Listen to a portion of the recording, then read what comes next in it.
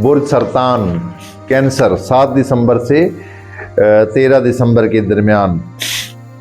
Cancerian अफराद को कानूनी मामलात में सख्ती का सामना हो सकता है। जिन अफराद पर पुलिस केस हैं और जो लोग जेल में हैं उनके लिए ये हफ्ता तशद्दुद ला सकता है। सियासी अफराद को मोहतात रहना होगा। सियासी वर्करों पर यह हफ्ता भारी है। जिनका ताल्लुक सियासत से है वो कैंसर अफराद जलसों में जाने से गुरेज रखें।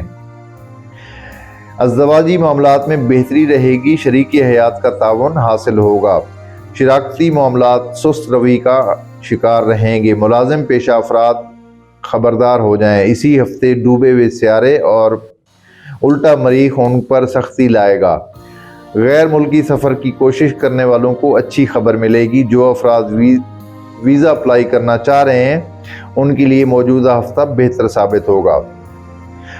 मोहब्बत का सियारा उल्टा है। महबूब से झगड़ा पक्की बात है। अगर खामोशी से गुस्सा बर्दाश्त कर लिया तो बेहतर रहेगा, वरना मोहब्बत के मामले में तल्खी पैदा हो जाएगी। दोस्तों से अचानक नाउमीदी पैदा होगी। अक्सर अफराद की दोस्ती तब्दील भी हो सकती है। सेहत का सियारा फिलवक्त बेहतर है। सेहत अच्छी रहेगी।